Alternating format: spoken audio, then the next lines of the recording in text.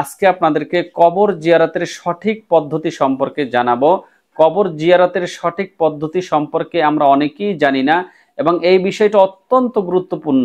আমাদের পিতামাতা দুনিয়া থেকে চলে যায়, কিন্তু কবর জিয়ারত কিভাবে করতে হয়, মা বাবার কবর জিয়ারত আমরা কিভাবে করব এটাই জানি না। আবার অনেকে করে থাকি নিজেদের মন গড়া, কিন্তু ওই পদ্ধতিতে আপনি কবর জিয়ারত করলে বরং এটা বিদআতি কর্মকাণ্ড হয়। কবর জিয়ারতের নিয়ম কারণ বলবো, ভিডিওটি শেষ পর্যন্ত দেখবেন এবং একটা লাইক করে দেবেন।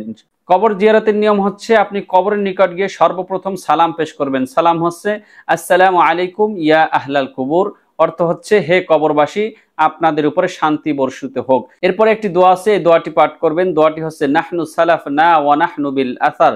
এই দোয়াটি পাঠ করার পরে এরপরে আপনি সর্বপ্রথম সূরাতুল ফাতিহা একবার পাঠ করবেন। বিসমিল্লাহির রহমানির রহিম, আলহামদুলিল্লাহি রাব্বিল আলামিন, আর রহমানির রহিম, মালিকি ইয়াউমিদ্দিন,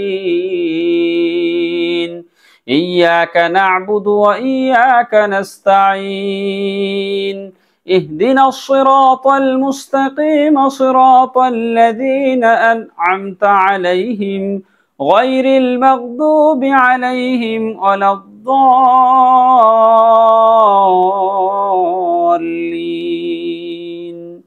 এরপরে সূরাতুল ইখলাস 3 বার পাঠ করবেন, কারণ রাসূল সাল্লাল্লাহু আলাইহি ওয়াসাল্লাম বলেছেন, যে ব্যক্তি সূরাতুল ইখলাস একবার পাঠ করে তার আমলনামায় 10 পারা কোরআনুল কারীম পড়ার সওয়াব পাওয়া যায়। সুতরাং কেউ যদি 3 বার সূরাতুল ইখলাস পাঠ করে তাহলে তার আমলনামায় 30 পারা কোরআনুল কারীম পড়ার সওয়াব পাওয়া যাবে। এজন্য সর্বনিম্ন হলেও 3 বার সূরাতুল ইখলাস পাঠ করবেন।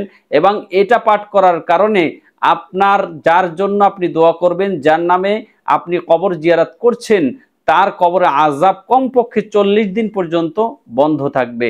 এরপরে 7 বার থেকে 11 বার দুরূদ শরীফ পাঠ করবেন। দুরূদ আপনারা দুরূদ ইব্রাহিম পাঠ করতে পারেন, নামাজের মধ্যে যে দুরূদ পড়া হয়, অথবা ছোট দুরূদ আল্লাহুম্মা সাল্লি আলা সাইয়্যিদিনা মুহাম্মদ, অথবা সাল্লাল্লাহু আলাইহি ওয়াসাল্লাম, সাল্লাল্লাহু আলাইহি ওয়াসাল্লাম। এই দুরূদ আপনারা 7 বার থেকে 11 বার পাঠ করবেন।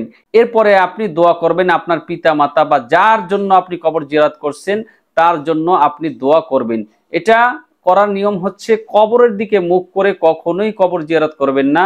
আপনি কিবলামুখী হয়ে পশ্চিম দিক ফিরে কাবার দিকে মুখ করে আপনার পিতা মাতা বা যার কবর জিয়ারত করছেন তার জন্য দোয়া করবেন এবং কায়মনে বাক্যে চোখের পানি ফেলে আল্লাহ তাআলার কাছে দোয়া করবেন। ইনশাআল্লাহ আশা করা যায় কবরে যদি কোনো খারাপ কিছু হয়ে থাকে, এই দোয়ার ওসিলায় আল্লাহ তাআলা চিরতরে না হোক কিছুদিনের জন্য তো কবরের আযাবকে আল্লাহ তাআলা বন্ধ রাখবেন। এজন্য মাঝে মাঝেই আপনারা কবর জিয়ারত করবেন এবং কবরের কাছে গিয়ে কিছু সময় নিস্তব্ধ হয়ে নীরব হয়ে ভাবতে থাকবেন যে আমারও তো এই কবরের ভিতরে একদিন যেতে হবে। এজন্য আমরা মাঝে মাঝে কবর জিয়ারত করব। কবর যার জন্য জিয়ারত করব তার তো ফায়দা আছে, এবং আমরা যারা জিয়ারত করব আমাদেরও ফায়দা আছে, আমাদেরও মৃত্যুর কথা বেশি বেশি স্মরণ হবে এবং এর ফলে গুনার কাজ থেকে আমরা বিরত থাকতে পারবো। আল্লাহ তাআলা আমাদের সকলকে আমল করার তৌফিক দান করুন।